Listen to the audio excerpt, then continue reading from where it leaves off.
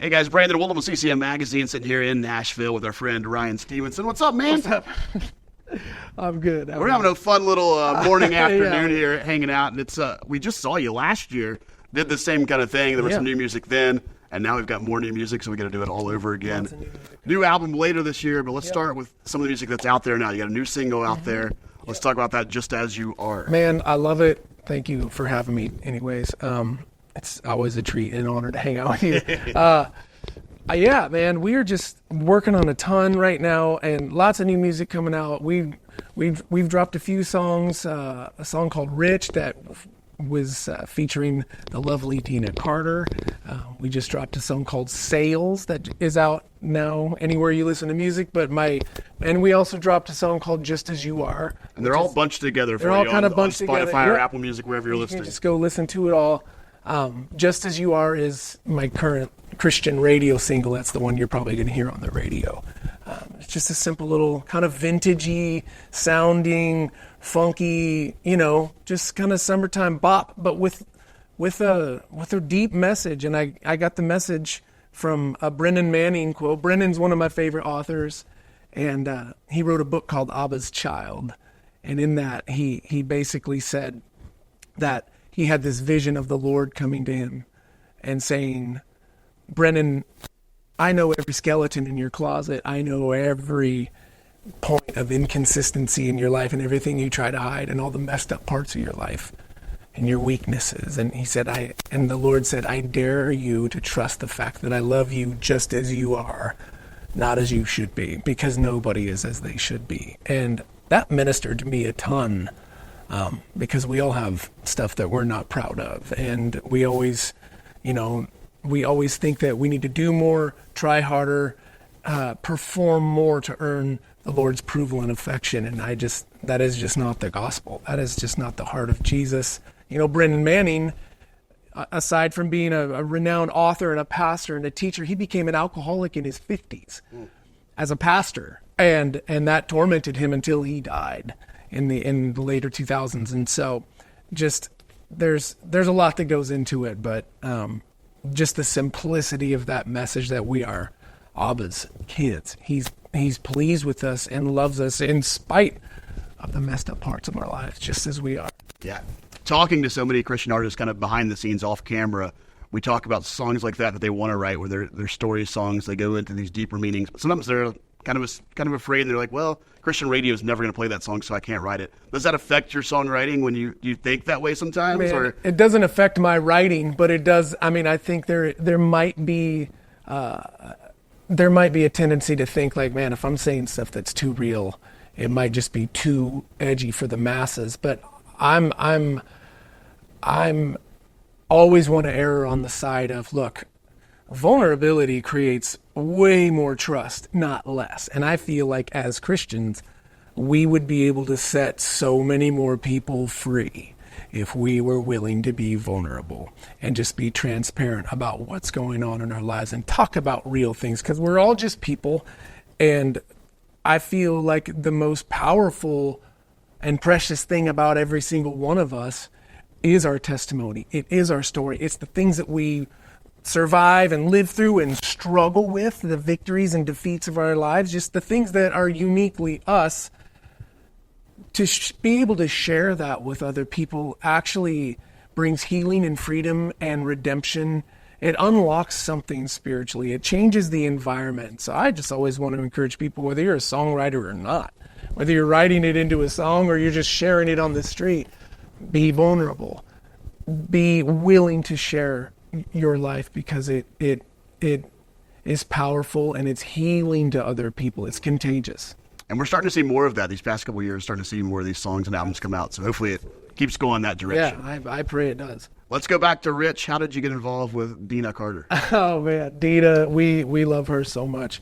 And, not unlike you, like growing up on 90s country music back in the day, we all knew that song Strawberry Wine, and we danced anyways, a bunch of her great big songs. Last fall, I got an opportunity to make my debut at the Grand Ole Opry. And Deana was playing that same night with Vince Gill and Ricky Skaggs. It it was just such a cool experience for me, man. But I met Deana that night, and we just kind of hit it off and started talking. And I had written this song even before that, but for weeks and weeks I was thinking, man, I originally wrote that song Rich for a duet. It was going to be a duet the whole time. I just didn't know who to ask. I didn't know who that female voice was going to be. And then when I met Deana that night at the Opry, I felt like, man, was such a confirmation, almost a sign, if you will, that I at least needed to ask her. And because she was just the interaction between her and myself was just special. She was just different. There's just something different and special and tender, and a profound humility about her that is just amazing. And I was like, that's who I want to be around. It's people like that who very much could just be so not humble and just diva and legendary, and she's just so amazing, so humble. And so I sent that song to her brother, who was her manager, and we all connected, and next thing you know, Deana had listened to that song and responded pretty quickly and said, I love it. I would love to be a part of this with you. So she was your first choice, the only person you offered it to, and she takes it? Only person we talked to, and she did it, and so beautiful. The way she even made it happen, like she doesn't live here, and so she was on her way to a show somewhere up north, but she got her bus, her car to like swing by Franklin to hop out, record the vocals, and be on her way. Wow. I mean, she just went out of her way. So you guys recorded that video and everything that same day, so that was actually kind of like the live take video. Yeah. Well, she went out of her way really to make it happen. That's awesome. And I'm so grateful for her. And she took the song from here to like here. It's amazing. So we live in this kind of like single-driven world now. But I talked to you a year ago with a full-length album, and now here we are just 1 year later, basically, talking about another album that's already ready to go. Were these songs kind of left over from that session, or did you have a whole other writing session and wrote another full album this year? Yeah, great question. The second that we turned in my last record called Able, I knew in my heart of hearts that I just needed to start writing songs, and I needed, because I was going through that project, that Able record. I love it, and it's amazing. I'm so proud of that record, but I was going through a lot during that record. Personally, I was just struggling in a lot of areas. And so when we turned that in and it was out, I just knew I would kind of still was in that swirl of just this kind of uncertain feeling, just real overlooked, just struggling in some pretty deep ways with insecurity and just weakness and like exhaustion. And I just knew I needed to immediately started writing songs and start writing about exactly what I'm feeling right now, all the things that I'm hearing and experiencing in this moment.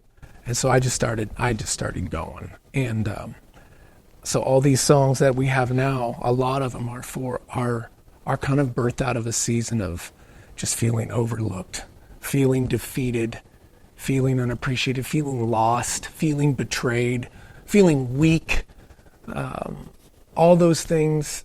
And then some of the songs are songs that I've had for years that for one reason or the other, they didn't make their way onto my last records, but they're so special to me that I'm like, on this go around, I said, for sure, I don't care what anybody says, these songs need to be heard, and I'm putting them out. So it's kind of a collection of some new, just as you are, funky sounding, vintage, retro, pop stuff with kind of a lo-fi, indie, greedy messages and piano ballads and just all that together. I love being able to just infuse all kinds of different things so that this project will really hopefully take everybody on not just a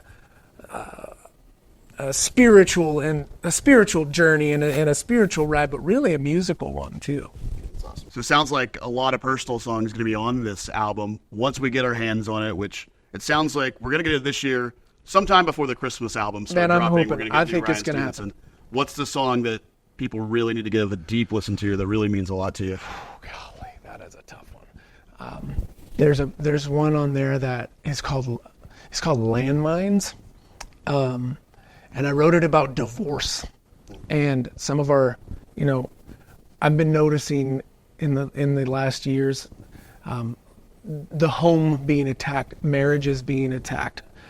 Know a lot of people who have been having a lot of marriage problems. Some of our dear friends actually have just been really going through where they split up, and just watching the aftermath of children being caught in the crosshairs of an ugly divorce kind of separation situation is just heart-wrenching. And I was so compelled and convicted to just really stand and fight for my home, fight for marriages, fight for men and women to step into the authority and the knowledge of who they are and who they are together. And I think the breakdown of the home and the absence of a dad in the home is responsible for a lot of problems that we're seeing and facing in the culture. And so my heart with this song in particular was to encourage people who are going through relational strain, marriage problems, getting ready to get a divorce and call it quits, to say, hey, stop.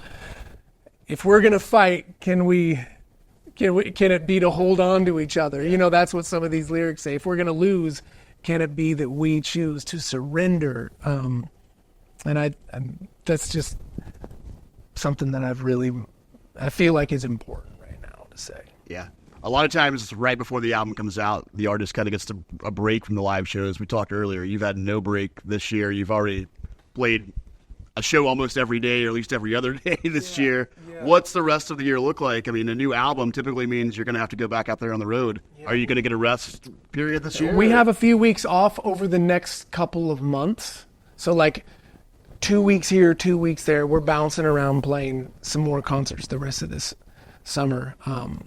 And then come September, we are doing a pretty reasonable fall tour with, September, October, November, kind of getting back out there and hopefully just connecting with a lot of folks this fall.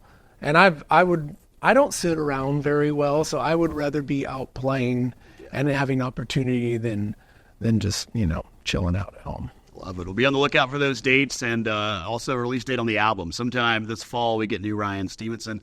To tide you over, 3 songs are out there, though, bundled up as an EP. Go check those out on all the streaming platforms now.